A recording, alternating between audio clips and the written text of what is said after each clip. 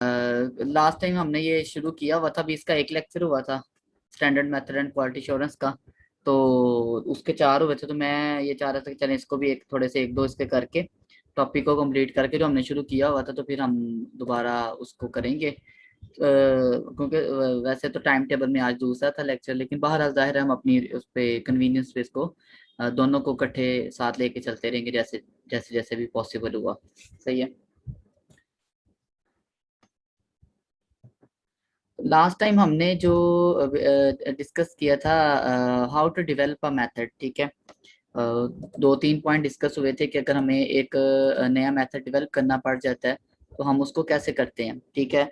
उसके वाले से हमने डिस्कस किया था कि भी हमने सैंपल को लेना है, उसको करेक्टाइज करना है, फिर टेक्निक ढूंढनी है कौन सी करना है, लिटरेचर में सर्च करनी है, वो सारा कुछ यहाँ तक हमने जो ना वो देखा था कि हमने लिटरेचर में सर्च कर लिया, ठीक है। अब लिटरेचर में सर्च करने के बाद नेक्स्ट पॉइंट ये है कि भैया आपको लिटरेचर में आपने देखा कि आपको एक मेथड मिल गया है, ठीक है। या आपके पास एक से ज्यादा ऑप्शंस मौजूद होती हैं, एक से ज्यादा मेथड्स या टेक्निक्स जो हैं वो अवेलेबल होती हैं। मसलन एक सैंपल है, उसका एनालिसिस आप जो है ना वो फर्ज करें मैस स्पेक्ट्रोमेट्री से भी कर सकते हैं, एचपीएलसी से भी कर सकते हैं, ठीक है। या दोनों को कंबाइन करके भी कर सकते हैं कई दफा, ठीक है। या जो है ना वो जो भी आपके पास उसके लिटरेचर से फाइंड आउट आई है आपकी, ठीक है। तो आपने अब नेक्स्ट आपने एक मेथड चूज करना होता है कि आपने किस मेथड को जो है वो लेके चलना है, ठीक है। या कई दफा नहीं भी मेथड मिलता तो हम फिर क्या करते हैं कि कोई मिलते जुलते मेथड को, या मिलती मिलती जुलती रिएक्टेंट्स एनालाइट को जो है वो हम इस्तेमाल कर लेते हैं और उसका मेथड, मिसाल के तौर पर आपको जो है ना वो एनालिसिस करना है एल्डिहाइड का, ठीक है। आपको एल्डिहाइड का एनालिसिस करना है, लेकिन एल्डिहाइड के लिए आपको कोई जो है वो मेथड नहीं मिल रहा। तो आप क्या करेंगे कि आप कीटोन का कोई मेथड जो है ना उसको अप्लाई करने की कोशिश करेंगे, क्योंकि कीटोन और अल्टीहाइड की जो है ना वो ज्यादातर केमिकल प्रॉपर्टीज मिलती जुलती हैं इनकी आपस में, ठीक है। और इनकी जो है ना वो सिमिलैरिटी भी बहुत है। तो हम बेसिकली आमतौर पे अगर हम आज के दौर में बात करें तो कोई ऐसी चीज है नहीं, कोई ऐसा कंपाउंड की टाइप है नहीं कि जिसका मेथड अवेलेबल ना हो, ठीक है। मेथड मिल जाते हैं, हाँ, अनलेस अनटिल कि आप कोई नई चीज जो है वो डिस्कवर करते हैं, कोई नई क्लास ऑफ कंपाउंड डिस्कवर करते हैं, ठीक है, जिसके लिए बिल्कुल जिस पे काम नहीं हुआ, या कोई नई डिस्कवरी करते हैं, तो उसके लिए फिर जाहिर है कि उसके लिए एक नई मेथडोलॉजी आपको डेवलप करनी पड़ती है, बिल्कुल नया सैंपल है वो। जैसे मिसाल के तौर पर जो है ना वो कोई भी नई प्रॉब्लम आ जाती है, बेसिकली कोरोना वायरस की मैं मिसाल देने लगा था, लेकिन जाहिर है इसमें भी आपके पास टेक्निक्स ऑलरेडी अवेलेबल थी, मेथडोलॉजी अवेलेबल थी कि वैक्सीन कैसे बनाते हैं, कैसे करना है। तो उसी की वजह से ये बहुत जल्दी जो है ना वो हमें वैक्सीन मिल गई है। हमें सारा कुछ पता था कि उसके ट्रायल्स कैसे होने हैं, हर चीज each and everything was noun. तो को इस वजह से ये थोड़ा आसान हो गया, मतलब हालांकि ये बिल्कुल एक नई टाइप का वायरस था। तो बहरहाल आपने मेथड को चूज करना होता है। अब जाहिर है उसके लिए भी आपने प्रेफरेंस पहले चूज करनी है कि आप क्या चीज मैयर करना चाहते हैं, ठीक है। फर्ज करें मैस स्पेक्ट्रोमेट्री है, इसका कंसर्न होता है स्ट्रक्चर के साथ। अगर आपने स्ट्रक्चर वगैरह वगैरह जो ना वो मैयर करना चाहते हैं कंपाउंड का, ठीक है। या इसका इसका कंसर्न होता है जी मैथ के साथ, मैथ्स ये बेसिकली उसी उसी में आ जाता है, मैथ्स के साथ आ जाता है, और स्ट्रक्चर वगैरह के साथ आ जाता है। वो जो मैथ्स से मुराद उसका मॉलिक्यूलर मैथ्स वगैरह है, ठीक है। आइसोटोप्स वगैरह के साथ इसका है, अगर आपने आइसोटोप्स वगैरह की स्टडी करनी है, मतलब यूं समझ लें कि आप अगर स्ट्रक्चर डिटर्मिनेशन की तरफ जा रहे हैं या आपने कोई न्यूक्लियर की स्टडी करनी है, ठीक है, आइसोटोप्स के बारे में, तो फिर आप मैथ स्पेक्ट्रोमेट्री की तरफ जाते हैं, ठीक है। लेकिन अगर आपने सिंपल एक सेपरेशन करनी है, सेपरेशन से मुराद होता है कि आपके पास एक मिक्सर है, उसमें एनालाइट भी है मैट्रिक्स भी है, तो आप उस एनालाइट का एनालिसिस करना चाहते हैं, मैट्रिक्स से अलग उसको देखना चाहते हैं, लेकिन उसको अलग नहीं कर पा रहे, उसके लिए हम कुछ सेपरेशन टेक्निक यूज करेंगे। लिक्विड क्रोमेटोग्राफी से मुराद एचपीएलसी है यहाँ पे, ठीक है। एचपीएलसी जो है ना वो लिक्विड क्रोमेटोग्राफी में आएगी। गैस क्रोमेटोग्राफी यूज कर सकते हैं, जीसीएमएस हाइफिनिटी टेक्निक्स, या एचपीएलसी के साथ एमएस लगा के यूज कर सकते हैं, ठीक है। और थर्मल एनालिसिस होता है कि जब आप कोई ऐसी प्रॉपर्टी स्टडी कर रहे हैं जब जो कि टेम्परेचर पे डिपेंड कर रही है, या जो जो है ना वो हीट पे डिपेंड कर रही है। तो बेसिकली आपने एक ओवरव्यू, आपके पास एक बैकग्राउंड नॉलेज था उस एनालाइट के बारे में, आपने उसके बारे में पूरी रिसर्च छानबीन कर करके, ठीक है, तो आपके पास जो है ना वो एक आउटलाइन आ गई कि भाई आपने क्या करना है। ठीक है, क्या चीज है, किसका एनालिसिस करना है और क्या एनालिसिस करना है, फिर उसके मुताबिक आप टेक्निक जो है वो चूज कर लेते हैं। बेसिकली अगर हम टेक्निक चूज करने की बात करें तो ये बहुत सारी चीजों पे डिपेंड करते हैं, ये आपने पढ़े हुए हैं ऑलरेडी। मतलब सैंपल की टाइप पे डिपेंड करेगा कि हर सैंपल का, अब मिसाल के तौर पर सॉलिड है, सॉलिड का मास स्पेक्ट्रोमेट्री में एनालिसिस करना बड़ा मुश्किल होता है। वो मतलब स्पेशली वो सॉलिड जिनका बॉइलिंग मेल्टिंग पॉइंट, या जो जिनका बॉइलिंग पॉइंट बहुत हाई हो, उनको मेल्ट करना, उनको वेपोराइज करना मुश्किल हो, तो उसके लिए टेक्निक्स अवेलेबल तो हैं लेकिन कम कम है। ठीक है, वो डिकम्पोज होने का खतरा होता है उसका, 100 तरह के मसाइल होते हैं। तो सैंपल टाइप पे आप डिपेंड करती है आपकी कि आपने कौन सी टेक्निक यूज करनी है, लिक्विड है, सॉलिड है, गैस है। ठीक है, अब फर्ज करें लिक्विड सैंपल है या सॉलिड सैंपल है, तो उसको गैस क्रोमेटोग्राफी में यूज करना है तो कैसे करना है, कर सकते हैं कि नहीं कर सकते, ये देखना पड़ता है। फिर साइज ऑफ सैंपल पे डिपेंड करता है कि सैंपल कितना ज्यादा है, मतलब बड़ा सैंपल है, छोटा सैंपल है, उस हिसाब से आप टेक्निक चूज करते हैं। कई दफा ये होता है कि आपको सैंपल जो है ना वो बड़ा प्रीशियस होता है, कीमती होता है, और बड़ी थोड़ी मिकदार उसकी अवेलेबल होती है, तो आप उसको जाया नहीं कर सकते कि आप एक मेथड ट्राई करें, अगर उससे रिजल्ट सही ना आए फिर दूसरा ट्राई करें, तो उसके लिए आपको बड़ा कॉन्शियस रहना पड़ता है। ठीक है, तो ये ना मसलन फर्ज करें मार्स से, मरीख से सैंपल आया है, वो जो रोवर गया हुआ है नासा का आजकल, ये रिसेंटली, ठीक है, वो वहां से सैंपल लेके आता है वापस, और आप जो है ना वो सैंपल भी थोड़ा सा था, ठीक है, और आपने उसमें से जो ना वो एक एनालिसिस में जाया कर दिया और उसका नतीजा भी कुछ नहीं आया। ठीक है, तो इसलिए फिर हम इस सूरत हाल में एक ऐसा मेथड यूज करने की कोशिश करेंगे जिसमें सैंपल जो है वो रिकवरेबल हो। ठीक है, रिकवरेबल से मुराद ये होता है कि सैंपल डिस्ट्रॉय ना हो, ठीक है, रीजनरेट हो सके, उसको जो ना वो रिकवर किया जा सके ताकि हम उसको दोबारा यूटिलाइज करना चाहें। बहुत कम ऐसी टेक्निक होती हैं जिनमें सैंपल रिकवरेबल होता है। ठीक है, बहरहाल तो उस पर डिपेंड करता है कि आपने कौन सा मेथड जो है वो चूज करना है। फिर उसके बाद आ जाता है कि सैंपल प्रिपरेशन की नीड्स होती हैं। ठीक है, सैंपल प्रिपरेशन आपने किसी सोल्यूशन में करना है, गैस में करना है, या उसका बनाना है कि नहीं बनाना। ठीक है, फॉर एग्जांपल आपके पास कोई ऐसा सैंपल है जो किसी लिक्विड में डिसॉल्व ही नहीं होता, तो उसका आप, अगर वो डिसॉल्व नहीं होता तो आप उसको क्रोमेटोग्राफी एचपीएलसी के जरिए या जीसी के जरिए नहीं एनालिसिस कर सकते, आपको मास स्पेक्ट्रोमेट्री की तरफ या कोई और टेक्निक जो है ना वो उसके लिए यूज करनी पड़ेगी। ठीक है, तो सैंपल प्रिपरेशन पे भी डिपेंड करता है कि आपने कौन सा मेथड यूज करना है। इसी तरह कंसंट्रेशन एंड रेंज, वही जो बात मैंने पहले की है कि आपके पास कितना सेंसिटिविटी कितनी है, सेंसिटिविटी होती है इंस्ट्रूमेंट की, कि भाई इंस्ट्रूमेंट कितनी मिकदार तक जो ना वो आपको रिजल्ट, फॉर एग्जांपल कुछ इंस्ट्रूमेंट होंगे जिनकी जो ना डिटेक्शन की लिमिट जो है वो 0.01 माइक्रो जो ना वो क्या ले, माइक्रोलीटर क्या ले, या कुछ होंगे जिनकी 0.0000 जो ना वो 1 माइक्रोलीटर होगी। ठीक है, तो वो डिपेंड करता है कि आप किस टेक्निक, आपकी जो ना वो सैंपल की एस्टिमेशन क्या है, और उस हिसाब से आप टेक्निक यूज करते हैं। बिला वजह हम जो है ना वो महंगी टेक्निक यूज भी नहीं करते जहाँ पे जरूरत ना हो। ठीक है, और इसी तरह फिर सिलेक्टिविटी, सिलेक्टिविटी से मुराद ये होता है कि भाई आपका जो सैंपल है उसके जो साथ मैट्रिक्स है उसका क्या इंटरफेरेंस है, उस वो जो आपकी टेक्निक है वो किस तरह से सेपरेट कर सकती है मैट्रिक्स को और एनालाइट को आपस में किस हद तक कर सकती है, इसको हम जो ना वो सिलेक्टिविटी कहते हैं। इसी तरह एक्यूरेसी प्रिसिजन जो हम पढ़ते आ रहे हैं कि भाई जो क्या होनी चाहिए हमारी जो ना वो उसके लिए एक्यूरेसी या प्रिसीजन क्या, मिसाल के तौर पर कुछ ऐसे एनालिसिस होते हैं बड़े सेंसिटिव होते हैं। फॉर एग्जांपल किसी बंदे से जो है ना वो ड्रग्स रिकवर हो गई हैं, पुलिस ने कर लिया और उसने एनालिसिस करने के लिए भेज दिया आपके पास लैब में। ठीक है, फॉर एग्जांपल कोई ड्रग है और उसकी आपके पास जो परमिसिबल लिमिट है ना रखने की वो 0.01 माइक्रो लीटर है या पीपीएम में कह ले।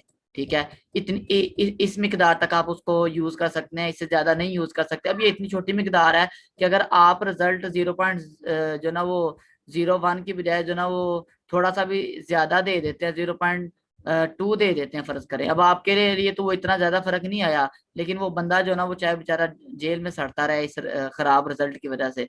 तो इस वजह से एक्यूरेसी प्रिसिजन का भी जो वो ख्याल करना पड़ता है कि कितनी सेंसिटिव इंफॉर्मेशन है और उसको आपने किस तरह से जो ना वो डील करना है।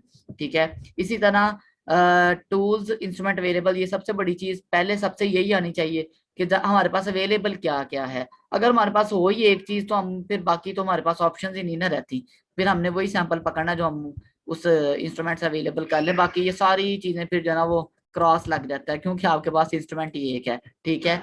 तो इस वजह से बेसिकली इसको सबसे पहले आना चाहिए। ये मैंने उससे जीडी क्रिस्टन से गालबन ये लिया हुआ है। तो वो जाहिर है ये तरतीब नहीं है, ये फैक्टर्स हैं कि भाई इन चीजों को हम देखते हैं। ये कोई ऑर्डर नहीं है उनका कि पहले हम सैंपल टाइप को देखते हैं फिर साइज को देखते हैं, ये ऐसा नहीं है। उसके बाद फिर एक्सपीरियंस के हो सकता है आपके पास इंस्ट्रूमेंट तो 10 पड़े हों लेकिन चलाने किसी को नहीं आते, या जो बंदे हैं वो छुट्टी पे गए हुए हैं या छुट्टियों पे गए हुए हैं या कोई इस तरह की सूरत हाल, या बंदा जॉब छोड़ गया है उसकी जगह पे नया बंदा नहीं आया, तो आपके पास वो बंदा ही नहीं अवेलेबल जो उन इंस्ट्रूमेंट्स पे काम कर सके। अब हर बंदा मैथ स्पेक्ट्रोमेट्री पे, हर बंदा एचपीएलसी पे, इन इंस्ट्रूमेंट्स के लिए इंजीनियर्स रखे होते हैं लैब्स ने और बाकायदा ऑपरेटर होते हैं जो इसको ऑपरेट करते हैं। हर बंदा ऑपरेट नहीं करता, वो उसको जाके सैंपल दे जाते हैं, वो खुद ही सैंपल का एनालिसिस करके रिजल्ट आपको दे देता है एंड दैट्स इट। इस तरह से ये मामला चलते हैं, सही है ना। तो एक्सपीरियंस इसके लिए चाहिए होता है इंस्ट्रूमेंट को चलाने के लिए, और वो एक इंस्ट्रूमेंट को डील करने के लिए प्रॉपर एक प्रोफेशनल जो ना वो एक पूरी लेबर होती है या पूरी कह लें प्रोफेशनल्स होते हैं जो उसको डील करते हैं। इसी तरह फिर कॉस्ट वगैरह का भी आ जाता है कि भाई हम उसको, हमें जो ना वो क्या टारगेट क्या है, फायदा क्या होगा, क्या जो ना वो इतना बड़ा पर्पज है एनालिसिस का कि उसके लिए हम ज्यादा पैसे खर्च कर सकें वगैरह वगैरह। स्पीड का ताल्लुक होता है कि कितनी जल्दी आपको चाहिए रिजल्ट, ठीक है। कुछ मेथड्स होते हैं जो होते हैं सस्ते हैं लेकिन उनमें टाइम ज्यादा लगता है, जैसे ठीक है मैनुअल मेथड होते हैं, ठीक है, केमिकल या इस तरह के।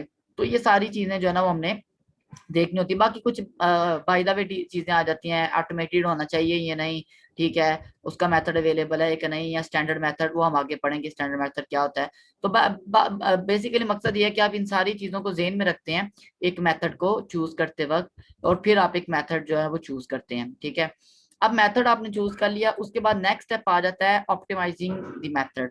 मेथड को ऑप्टिमाइज करना बड़ा जरूरी होता है, ठीक है। ऑप्टिमाइज करने का मकसद होता है कि उसको हम स्टैंडर्ड मेथड, और स्टैंडर्ड मेथड क्या होता है कि भाई जिसका रिजल्ट जो है वो एक्सेप्टेबल हो। हर वो मेथड जिसका रिजल्ट एक्सेप्टेबल हो उसको हम जो है वो एक स्टैंडर्ड मेथड बोलते हैं। अब ये जो स्टैंडर्ड मेथड है ना, ये हर एक लेबोरेटरी का भी स्टैंडर्ड मेथड हो सकता है, एक ओवरऑल भी स्टैंडर्ड मेथड हो सकता है। मिसाल के तौर पर फर्ज करें आपने एक चीज का एनालिसिस करना है, केचप का एनालिसिस करना है, या जो ना वो बाजार में जो बिकने वाला दूध है उसका एनालिसिस करना है। अब हो सकता है कि उसको एनालिसिस करने का हर मुल्क में स्टैंडर्ड मेथड मुख्तलिफ हो, ठीक है, लेकिन वो सारे के सारे मेथड स्टैंडर्ड मेथड ही कहलाएंगे क्योंकि वो एक एक्सेप्टेबल रिजल्ट दे रहे हैं। तो स्टैंडर्ड मेथड किसी जो ना वो खास लैब का भी हो सकता है, ठीक है, वो किसी खास जो है वो एरिया का भी हो सकता है कि इस एरिया में, ठीक है, और वो एक जो है वो यूनिवर्सल भी हो सकता है स्टैंडर्ड मेथड। तो ये बड़ी ब्रॉड डेफिनेशन है कि स्टैंडर्ड मेथड क्या होता है। बस कोई भी ऐसा मेथड जो एक्सेप्टेबल रिजल्ट दे उसको हम स्टैंडर्ड मेथड बोलते हैं, सही है। अच्छा, अब स्टैंडर्ड मेथड बनाने के लिए आपने उसकी करनी है ऑप्टिमाइजेशन। उससे पहले एक छोटी सी डेफिनेशन है, फैक्टर क्या होता है। फैक्टर होता है कि भाई कोई भी चीज जो आपके एक्सपेरिमेंट के रिजल्ट को चेंज करती है वो फैक्टर कहलाती है। मिसाल के तौर पर आपने एक सिंपल सा एनालिसिस करना था, आपको शायद आपके प्रैक्टिकल में है कि नहीं, K2Cr2O7, सही है ना, पोटाशियम डाइक्रोमेट है। आपको कहा गया जी कि आपने इसके जो ना वो के लिए एक मेथड डेवलप करना है स्पेक्ट्रोफोटोमीटर के जरिए, यूवी विजिबल, सादा सा जो आपकी लैब में पड़ा हुआ उससे ही हम एक्सपेरिमेंट कर सकते हैं। स्पेक्ट्रोमीटर के जरिए आपने इसके एक अननोन सॉल्यूशन की कंसंट्रेशन फाइंड आउट करनी है, ठीक है। अब होता ही है कि इस प्रैक्टिकल को करने के लिए हम सबसे पहले क्या करते हैं, इसके ना सॉल्यूशन बनाते हैं चार पांच, ठीक है, पांच छह जितने बना सके, ठीक है।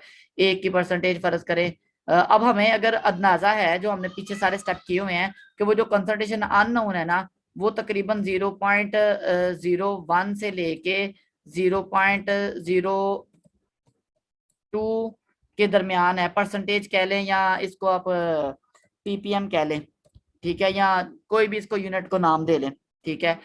अच्छा, ये मिलीग्राम पर 1000 ग्राम कर लें, ठीक है, ये है परसेंटेज आ जाएगी। अच्छा, अब आप क्या करेंगे, आप सोल्यूशन बनाएंगे, ऐसे सोल्यूशन बनाएंगे कुछ की कंसंट्रेशन इससे कम होगी, इस रेंज से कुछ की ज्यादा होगी। मसलन आप बना लेते हैं 0.05 का, 0.04 का, 0.02 कर लें, चले ठीक है। और उसके बाद आपने बनाया जी 0.00 कर लें जी 1, ठीक है। तो उसके बाद आप यहाँ 0.005 कर लें, ठीक है। इसी तरह 0.001 कर लें। तो आपने 5-6 सोल्यूशन बना लिए, और अब आपने चेक करना है कि आपका मेथड सही है कि नहीं। उसके लिए आप ड्रॉ करते हैं कैलिब्रेशन कर्व। कैलिब्रेशन कर्व का कॉन्सेप्ट क्या, अच्छा अब एक और सॉरी बात कि जो बात शुरू की थी कि हमने K2 CR2 का एनालिसिस करना है स्पेक्ट्रोफोटोमीटर से, ठीक है। स्पेक्ट्रोफोटोमीटर आपको पता है कि वो जो ना वो अब्जॉर्बेंस देता है हमें, जो बियर लैम्बर्ट्स लॉ के मुताबिक, ठीक है। उसमें हम अब्जॉर्बेंस कैलकुलेट करते हैं, ए कैलकुलेट करते हैं, ए इक्वल टू होता है ECL, वो आपने बियर लैम्बर्ट्स लॉ पढ़ा हुआ है, ठीक है। अब ए जो है वो डिपेंड कर रहा है किसके ऊपर, ये परमिटिविटी, ये कांस्टेंट है, सी कंसंट्रेशन है, ठीक है, और एल जो है वो पाथ लेंथ है, ठीक है। अब ये बेसिकली अगर हम फर्ज करें इसको हम कांस्टेंट कंसीडर करते हैं, तो ये दो चीजें जो है वो वेरिएबल्स हैं। इन दो चीजों पे एब्जॉर्बेंस डिपेंड कर रही है, एब्जॉर्बेंस आपका रिजल्ट है, ठीक है। अगर आप कंसंट्रेशन चेंज करते हैं तो एब्जॉर्बेंस चेंज हो जाती है, अगर आप लेंथ चेंज करते हैं तो एब्जॉर्बेंस जो है वो क्या हो जाती है, चेंज हो जाती है। तो ये मतलब ये दोनों जो है वो फैक्टर कहलाएंगे, कंसंट्रेशन भी एक फैक्टर है, और जो पाथ लेंथ है वो भी क्या है, एक फैक्टर है, ठीक है। तो फैक्टर क्या होता है कि property of system that is experimentally varied and that में भी, तो रिस्पांस क्या होता है, रिस्पांस आपका रिजल्ट होता है, ठीक है। कि कोई भी ऐसी प्रॉपर्टी जिसकी वजह से रिजल्ट चेंज इकरा होता है। बोल रही है मुझे ऐड कर दो। वो तो कही है इकरा। इकरा मैंने अभी एक्सेप्ट किया तो है, मेरा ख्याल है, पता नहीं उसका कोई इंटरनेट का मसला होगा। रेटिंग पे कोई नहीं है, यहाँ पे सारे ऐड है इस वक्त।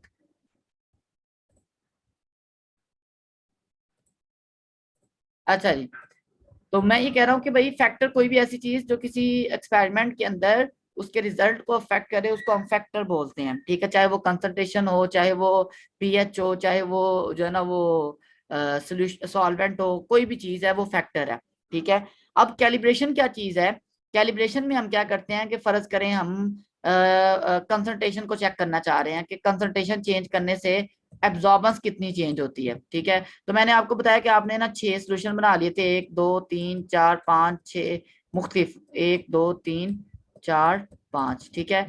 आपने उन सब के लिए अब्जॉर्बेंस फाइंड आउट की, ठीक है। एक की अब्जॉर्बेंस, दूसरे की अब्जॉर्बेंस, इसी तरह सबके अब्जॉर्बेंस की। अब आपने एक एक्सिस पे आप ले लेते हैं सैंपल की कंसंट्रेशन, दूसरे पे आप ले लेते हैं उसकी एब्जॉर्बेंस, या जो भी चीज है आप वो आपका रिस्पॉन्स जो है वो किसी भी सूरत में हो सकता है। अब आप ये डॉट लगाने शुरू कर दें, पहले का यहाँ पे है, दूसरे का यहाँ पे, इस तरह से। इस तरह जो आपके पास एक स्ट्रेट लाइन आती है उसको हम कहते हैं कैलिब्रेशन कर्व। अगर ये स्ट्रेट लाइन आएगी तो आपका मेथड जो है वो ठीक है, अगर स्ट्रेट लाइन नहीं आ रही तो इट मींस मेथड में कोई गड़बड़ है, वो कंसंट्रेशन चेंज करने से जितनी कंसंट्रेशन चेंज कर रहे हैं उतना अब्जॉर्बेंस चेंज नहीं हो रही, ठीक है। तो ऑप्टिमाइजेशन, अच्छा इसको ना ऑप्टिमाइजेशन ऑफ मेथड को हम डिटेल में डिस्कस करेंगे। यहाँ पे उसका सिर्फ एक थोड़ा सा ओवरव्यू देना था कि ऑप्टिमाइजेशन का मकसद क्या है। ऑप्टिमाइजेशन का मकसद है मेथड को स्टैंडर्ड बनाना, और उसमें हम करते क्या है कि एक तो कैलिब्रेशन करते हैं मेथड की, कि मेथड क्या मुख्तलिफ कंसंट्रेशन पे सही आंसर दे, रिजल्ट दे रहा है। देखिए जैसे वो आपको मैं एक लास्ट प्रैक्टिकल किया तो हमने 3 बफर सोल्यूशन लेके उसमें पोटेंशियोमीटर को कैलिब्रेट किया था ना, वो भी ऑप्टिमाइजेशन है कि आप चेक करते हैं कि उसका रिस्पॉन्स सही आ रहा है कि नहीं, अगर नहीं आ रहा तो आप उसको किस तरह से सही कर सकते हैं, ठीक है। ऑप्टिमाइजेशन के हवाले से दूसरी बात यह है कि जब हमने करनी होती है ऑप्टिमाइजेशन, ठीक है, अब हमने एक अप्रोच बनानी होती है, एक मेथड बनाना होता है कि जिसमें हमने उन फैक्टर्स को डिटरमिन करना होता है जो कि रिजल्ट को अफेक्ट करते हैं। जैसा कि मैंने मिसाल दी हुई है नीचे कि अगर HPLC का आप कर रहे हैं तो HPLC को कौन कौन अफेक्ट करता है, ऑर्गेनिक सॉल्वेंट की परसेंटेज जो है ना वो अफेक्ट करती है कि आपने ऑर्गेनिक सॉल्वेंट की कितनी परसेंटेज है, और पोलर की, मतलब पोलर नॉन पोलर की परसेंटेज आपस में।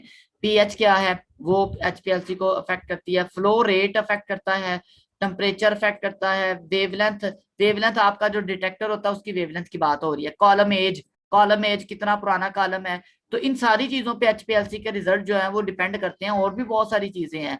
तो इसका मतलब ये है कि आपने एक मेथड जो बनाया है उसको उसके रिजल्ट एक्सेप्ट करने से पहले ये इंश्योर करना होता है कि आपका जो क्या से कहते हैं मेथड है वो ऑप्टिमाइज्ड है कि नहीं। ऑप्टिमाइज से मुराद ये है कि भाई परसेंटेज चेंज करने से उसके पे क्या असर पड़ता है, पीएच चेंज करने से क्या असर पड़ता है, फ्लो रेट चेंज करने से क्या असर पड़ता है। यहाँ एक और बात कि आप ये भी फाइंड आउट करते हैं कि किस पीएच पे बेस्ट रिजल्ट आते हैं, किस फ्लो रेट पे बेस्ट रिजल्ट आते हैं, ठीक है, किस टेम्परेचर पे बेस्ट रिजल्ट आते हैं, किस वेवलेंथ पे बेस्ट रिजल्ट आता है। जैसा कि आप वो लैम्डा मैक्स फाइंड आउट करने वाला एक्सपेरिमेंट करते हैं, तो इसको हम बोलते हैं मेथड की ऑप्टिमाइजेशन। आप बेस्ट कंडीशंस फाइंड आउट करते हैं कि किन कंडीशंस के तहत जो प्रैक्टिकल हमारा होगा या जो हमारी रिसर्च होगी या जो हमारा मेथड होगा वो उसकी परफॉर्मेंस बड़ी बेहतर से बेहतर होगी, ठीक है।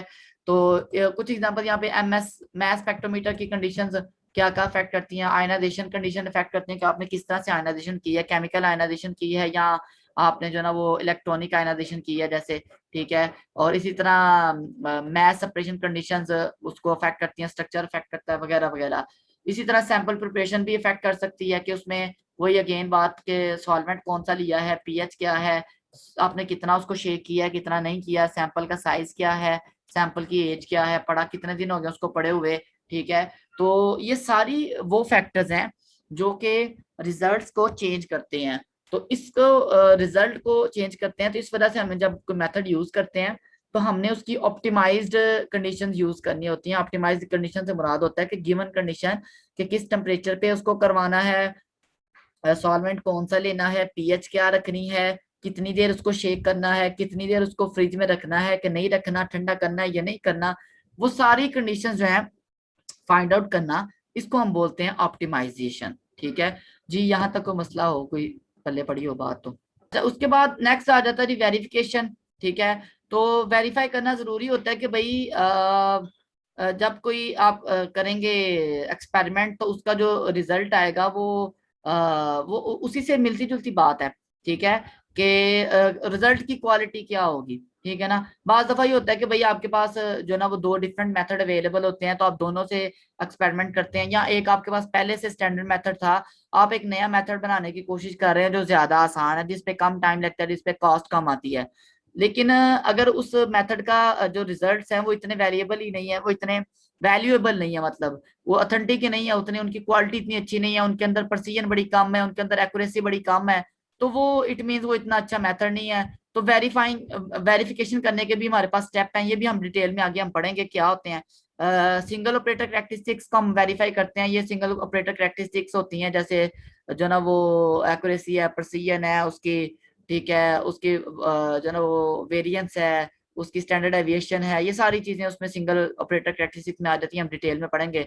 ब्लाइंड एनालिसिस करते हैं हम। ब्लाइंड एनालिसिस का मतलब है कि आप एक ऐसा कंसल्टेशन लेते हैं जो आपको पता ही नहीं होती, या एक बंदा आपको एक माप के कंसल्टेशन दे देता है, आपको नहीं पता होती कि कितना है, लेकिन उसको पता होता है कि ये कितनी कंसल्टेशन है। आपको कहता है कि अपने मेथड से ये कंसल्टेशन फाइंड करके बताओ, ठीक है। तो आप उसको कंसल्टेशन फाइंड आउट करके बताते हैं, ठीक है। और फिर वो मैच करता है कि आपके मेथड का रिजल्ट सही आया कि नहीं है, उसमें कितना एरर है कितना एरर नहीं है। तो इस तरह से भी हम वेरीफाई कर लेते हैं रिजल्ट्स को। फिर मेथड रगनेस होती है। रगनेस से मुराद होता है कि मुख्तलिफ जगह पे मुख्तलिफ लेबोरेटरीज के लोग जो है ना उस मेथड को फॉलो कर रहे हैं, ठीक है, और उनके रिजल्ट्स आपस में कितने मिलते जुलते हैं या नहीं है। तो ये चीजें हम डिटेल में डिस्कस करेंगे वेरीफाइंग द मेथड में, और वहां पे हम इसको डिस्कस करेंगे। तो ये हमारा जो ना वो नेक्स्ट स्टेप होता है वेरिफिकेशन ऑफ मेथड में, कि हम उसको किस तरह से वेरीफाई करते हैं कि जो हमारे पास रिजल्ट आए हैं ये भरोसे के लायक हैं या नहीं है, ठीक है। और लास्ट या बट नॉट द लीस्ट कह लें कि भाई नेक्स्ट जो स्टेप होता है इसके हवाले से, वो होता है validating the method as a standard method. Validation होती है कि भाई आपने उसको पूरी वर्ल्ड वाइड एक जनरल यूज के लिए उस मेथड को प्रेजेंट करना है, तो उसके लिए आप उसको वैलिड मेथड बनाने के लिए उस पर वर्किंग करते हैं। तो जाहिर है ये काम किसी अकेले बंदे का नहीं होता, ये कोलैबोरेटिव टेस्टिंग होती है, मतलब बहुत सारी एजेंसीज जो रेगुलेटरी एजेंसीज होती हैं और प्रोफेशनल ऑर्गेनाइजेशंस हैं वो ये काम करती हैं। वो एक मेथड जो नया आया है, किसी ने रिसर्च पेपर लिखा है, वो उस मेथड पे काम करेंगे, उस पे बार बार जो ना वो एक्सपेरिमेंट किए जाएंगे, फिर जो ना वो ये फाइंड आउट किया जाएगा कि भाई वो मेथड जो है वो एक वैलिड मेथड है या नहीं है, या उसको किन किन कंडीशन में यूज किया जा सकता है, किन किन कंडीशन में यूज नहीं किया जा सकता। इसके लिए डिफरेंट जो है ना वो हमारे पास बॉडीज हैं। मिसाल के तौर पर ये इन्वायरमेंटल प्रोटेक्शन एजेंसी है यूनाइटेड स्टेट्स की। ये इदारे इंटरनेशनली एक स्टैंडर्ड माने जाते हैं अमेरिका के, जैसे ये तीनों इदारे अमेरिका के हैं, ठीक है। ये अमेरिका जो है ना उसको हम सुपर पावर ऐसे नहीं मानते, ये उनकी बड़ी मेहनत है, उनकी बड़ी जो है ना वो साइंस में उनकी एडवांसमेंट है कि वो उनको सारी दुनिया फॉलो करती है, ठीक है। तो जिसकी वजह से उनको मानते हैं भाई उनके बगैर नहीं गुजारा हमारा। आपको मेथड ढूंढने हैं तो आप उनकी एजेंसी से ईपा से एएसटीएम से लेंगे, ठीक है। ये अमेरिकन स्टैंडर्ड एंड टेक्निकल, पता नहीं क्या इसका एब्रिविएशन बनता है एएसटीएम का, ये भी अमेरिका का है। और आप जो जितने भी मैंने आपको पहले भी बताया था रिसर्च पेपर पढ़ेंगे ना, तो आपको यहाँ तो एएसटीएम स्टैंडर्ड मिलेंगे मेथड, जितने यहाँ ईपा मिलेंगे ज्यादातर, ठीक है। ये AOAC association of official analytical chemist है, ये भी अमेरिका का इदारा है, ठीक है। पहले इसका नाम था एग्रीकल्चरल केमिस्ट, को इस तरह से था, लेकिन अब उसका नाम जो है वो एनालिटिकल केमिस्ट रखा है उन्होंने। तो ये इदारे होते हैं जो एक मेथड को वैलिडेट करते हैं। वैलिडेट करने का मतलब ये होता है, ये उसके ऊपर स्टैंप लगाते हैं कि भाई ये मेथड जो है वो ठीक है, और जिस बंदे ने भी प्रेजेंट किया है, और इनके जो ना वो स्टैंप को लोग आंखें बंद करके जो ना वो फिर फॉलो करते हैं। जाहिर है कोई आपने कोई चीज एनालिसिस करना है तो आप सबसे पहले ढूंढते हैं जी ईपा का या एएसटीएम का कोई अगर स्टैंडर्ड मेथड है तो सुकून से फॉलो करें और जांच छुड़ाएं। इवन जो इंडस्ट्रीज में लोग काम करते हैं तो वो भी इन्हीं के मेथड फॉलो करते हैं, ठीक है। वहां पे प्रोटोकॉल्स डिस्क्राइब्ड होते हैं और वो स्पेसिफिक होते हैं कि भाई एएसटीएम, इसके नंबर होते हैं एएसटीएम 2500 जो ना वो कुछ 41, और उसको फॉलो करना है, ईपा का फलां मेथड फॉलो करना, वगैरह वगैरह। तो बहरहाल ये वो चीजें हैं जिनका हमें पता जरूर होना चाहिए इन फ्यूचर रिसर्च जब आप करते हैं, तो ताकि आपके पास आपको पता हो कि मुझे कहाँ कहाँ से चीजें मिल सकती हैं और कैसे दुनिया में लोग काम करते हैं। तो ये सारा कुछ था। अब ये बेसिक मेथड स्टेप्स थे एक मेथड की डेवलपमेंट में, ठीक है।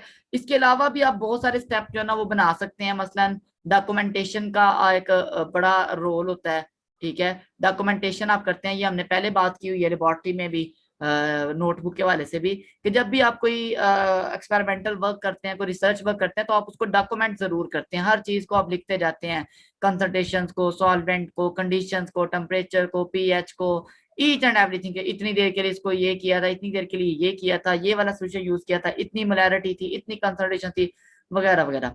तो ये आप सारा कुछ डॉक्यूमेंट नहीं करेंगे तो आपकी सारी मेहनत जो है ना वो फजूल है। आप एक फजूल प्रैक्टिस कर रहे हैं अगर आप उसको ऐसे बस चेक करने के लिए कर रहे हैं, या आप कह रहे हैं कि नहीं मैं तो वैसे ही कर रहा हूँ, तो वैसे कुछ नहीं होता। रिसर्च एक जाहिर है कि सीरियस जॉब है, और वही लोग इसमें जो ना वो एक नाम बनाते हैं, काम करते हैं अच्छा कोई, जिनके जो कि इसको सीरियसली लेते हैं, ठीक है। तो ये थे, और कुछ और भी स्टेप्स वो जो मैं आपको पीडीएफ सेंड करूंगा उसमें गिवन होंगे, ठीक है। तो उसको देख लीजिएगा। तो ये थे, और इस हवाले से कोई मसला मसाइल हो तो पूछ लें।